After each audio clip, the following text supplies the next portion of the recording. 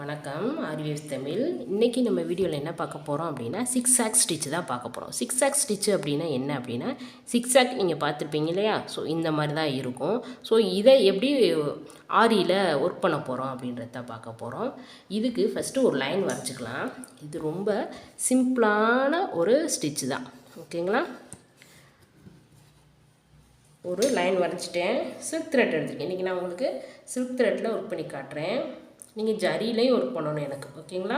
ஒரு line first சிக்ஸாக் stitch mostly எதுக்கு நம்ம யூஸ் பண்ணுவோம் அப்படின்னு சொல்லிடுறேன். இது மாதிரி பெரிய பெரிய சிக்ஸாக் நம்ம ஒர்க் பண்ணோம் அப்படின்னா இந்த கேப்லலாம் பீட் கொடுத்துக்கலாம்.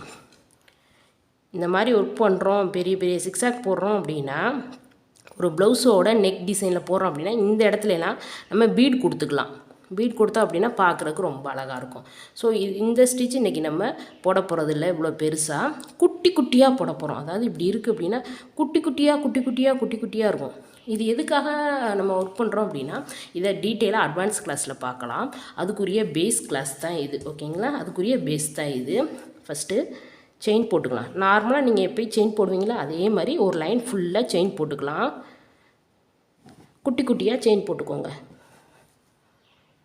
ஸோ இந்த செயினுக்கு மேலே தான் நம்ம மறுபடியும் ஒர்க் பண்ண போகிறோம். அதனால் உங்களோட செயினோட லென்த்தை கம்மி பண்ணி குட்டி குட்டியாக ஒர்க் பண்ணிக்கோங்க. இதுக்கு மேலே அந்த சிக்ஸாக்கை நம்ம ஒர்க் பண்ண போகிறோம், ஓகேங்களா? நான் இன்றைக்கி சில்க் த்ரெட்டில் ஒர்க் பண்ணி காட்டுறேன். எனக்கு நீங்கள் ஜரியிலையும் ஒர்க் பண்ணி காட்டணும், ரெண்டுலேயுமே ஒர்க் பண்ணணும். நம்ம அட்வான்ஸ் கிளாஸில் ஜரியில் தான் நம்ம அதை பார்ப்போம், ஓகேங்களா? ஸோ 2 த்ரெட்லேயுமே நம்ம ப்ராக்டிஸ் பண்ணி இருக்கணும் கண்டிப்பாக.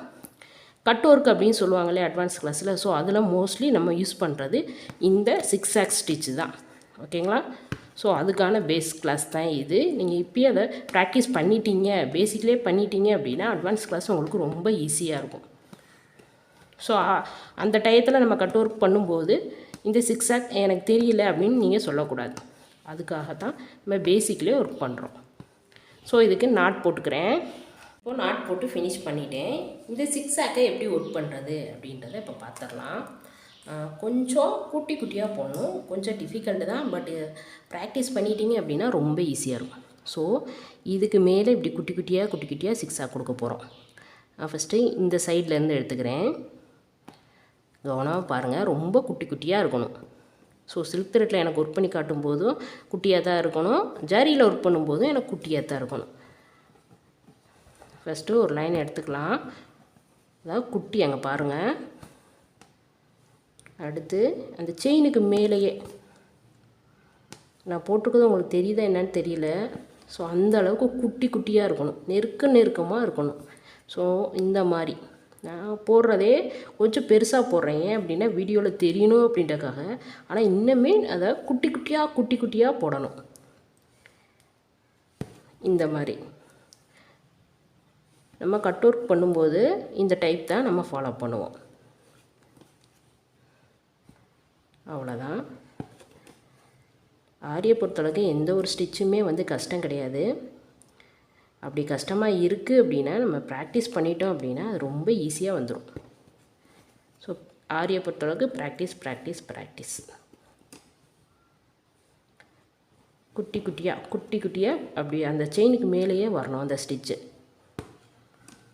உங்களுக்கு தெரியுதா வீடியோவில் அப்படின்றது எனக்கு தெரியல. ஸோ நான் போடும்போது கொஞ்சம் குட்டி குட்டியாக தான் போடுறேன்னு நினைக்கிறேன். இந்த மாதிரி இப்படி போட்டு இதை ஃபினிஷ் பண்ணிக்கலாம். நீங்கள் எனக்கு ஒரு லைன் ஒர்க் பண்ணி காட்டுங்க சில்க் த்ரெட் அண்ட் ஜரியில். நெக்ஸ்ட்டு எனக்கு ஒரு இமேஜில் அவுட்லைனாக ஒர்க் பண்ணி காட்டுங்க. ஏதாவது ஒரு இமேஜ், உங்களுக்கு என்ன இமேஜ் பிடிக்குதோ ஸோ அந்த இமேஜ் எடுத்துக்கோங்க. அதில் அவுட்லைனாக இதை ஒர்க் பண்ணி காட்டுங்க. ஃபில்லிங் தேவையில்லை, அவுட்லைன் மட்டும் போட்டால் போதும். ஒரு மொபைல் ஸ்க்ரீன் அளவுக்கு அந்த இமேஜ் இருக்கணும், ஓகேங்களா? ரொம்ப குட்டி இமேஜ் எடுக்கக்கூடாது. இதை ஒர்க் பண்ணிவிட்டு எனக்கு வாட்ஸ்அப்பில் சென்ட் பண்ணுங்கள். உங்களுக்கு எதாவது டவுட்டு இருக்குது அப்படின்னா தயங்காமல் கேளுங்க, உங்களோட டவுட்டை நான் கிளியர் பண்ணுறேன்.